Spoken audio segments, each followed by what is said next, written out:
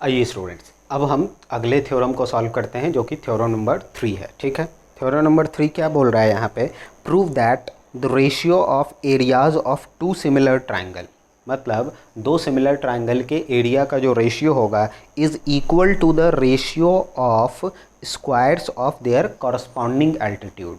मतलब जो दो सिमिलर ट्राइंगल में, जब दो ट्राइंगल सिमिलर है, देखिए जल्दी से अगर इसको भी अगर हम बनाएं, ये हमारा दो ट्राइंगल यहाँ पे बना लेते हैं। ठीक है, एक ट्राइंगल ए बी सी और दूसरा नाम दे दिए डी ई एफ। ठीक है, अब इसका नाम दे देते हैं, इधर एल्टीट्यूड का बात कर रहा है तो ये पी, और ये नाम दे देते हैं क्या? क्यू।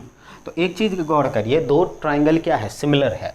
मतलब गिवन क्या है कि triangle A B C is similar to triangle D E F. ठीक है, अब जब, और साथ ही साथ क्या बोल रहा है कि दोनों ट्राइंगल सिमिलर तो है, और जो हमारा दोनों सिमिलर ट्राइंगल का एरिया का जो रेशियो आएगा, मतलब प्रूव ये करना है कि area of triangle A B C divided by area of triangle D E F जो होगा वो क्या होगा?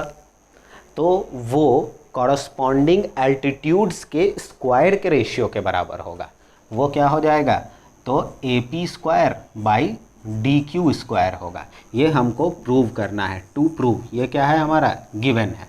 ठीक है, अब ज़रा एक चीज़ आप गौर करिए यहाँ पे कि जब दो ट्राइंगल सिमिलर होता है तो आप जानते हैं कॉरस्पॉन्डिंग साइड का जो हमारा स्क्वायर का रेशियो आपस में बराबर होता है ना। जैसे अगर हम यहाँ बोलें, सॉल्यूशन में हम चलें कि since triangle A B C is similar to triangle D E F, so क्या हो जाएगा?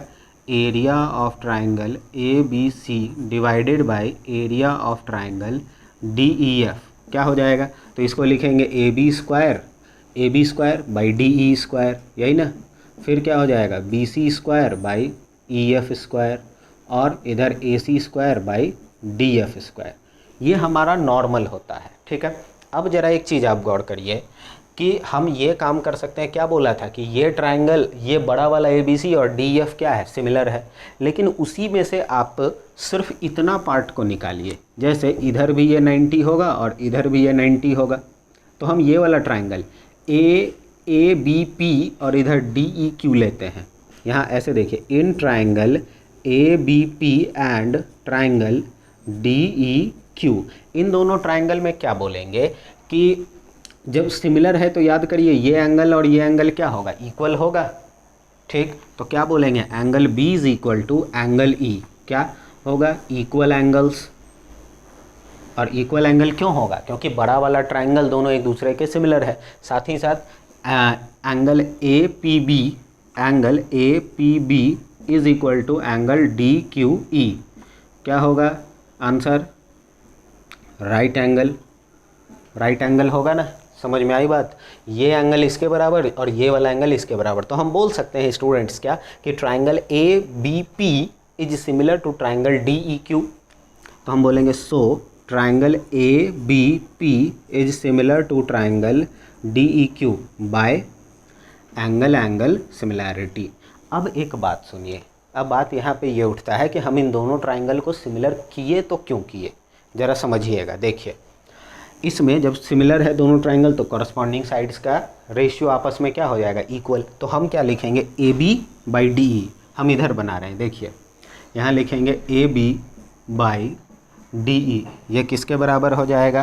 तो देखिए A B by D E, इधर बी पी का ज़रूरत नहीं पड़ेगा, B P by E Q लिखने का कोई फ़ायदा नहीं है क्योंकि एल्टीट्यूड चाहिए ना। तो क्या लिखेंगे? ए पी, यहाँ देखिए ए पी और बाई डी क्यू। यहाँ क्या हो जाएगा? ये ए पी और बाई डी क्यू, है ना। अब देखिए एक चीज़ आप, लेकिन यहाँ आप गौर करिएगा, इतना पे आप ध्यान दीजिए, इस पार्ट पे। ठीक है, तो ये A B square by D square है ना।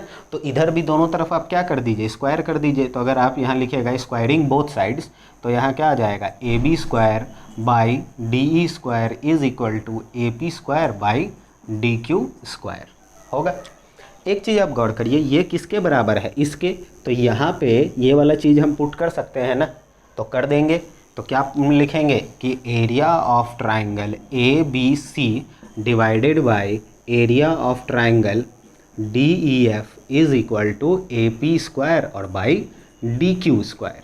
समझ में आई बात? ये इस तरीके से हमारा क्वेश्चन कंप्लीट होता है। हमेशा देखिए एक बार रिवीजन जरूर कर लीजिए। क्वेश्चन में क्या गिवन था कि दो ट्राइंगल सिमिलर है, क्या लाना था कि उनका जो एरिया का रेशियो होगा वो इसके कॉरस्पॉन्डिंग एल्टीट्यूड के स्क्वायर के रेशियो के बराबर होगा, ये हमको लाना था। ठीक है, अब देखिए तो हम यहाँ से सॉल्व किए, क्या किए, सबसे पहले ये लिखे कि अगर ट्राइंगल सिमिलर है तो ये उसका कॉरस्पॉन्डिंग साइड का स्क्वायर का रेशियो आपस में बराबर होता है, यही ना। देखिए यहाँ पे हमको इन सब का ज़रूरत नहीं है, तो ठीक है ये अपना अलग से है, कोई दिक्कत नहीं है उसके लिए, चाहे तो आप नहीं भी लिख सकते हैं।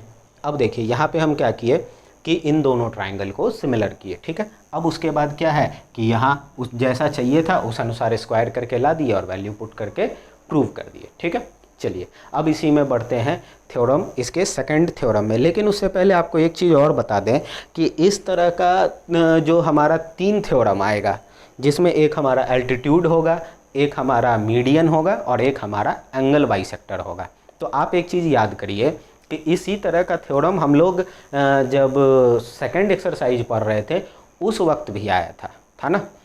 तो उस वक्त सिर्फ क्या था कि हमारा 2 सिमिलर ट्रायंगल दिया हुआ है तब ये सब आ रहा था, और इस बार क्या है कि 2 सिमिलर ट्रायंगल है तो एरिया का रेशियो निकालना है। समझ में आई बात? तो इसलिए आपको ये दोनों में अंतर ध्यान में रखना होगा। ठीक है, चलिए बढ़ते हैं हम अपने, अब इसका जो हमारा थर्ड के बाद फोर्थ थ्योरम है उसमें बढ़ते हैं। ठीक है।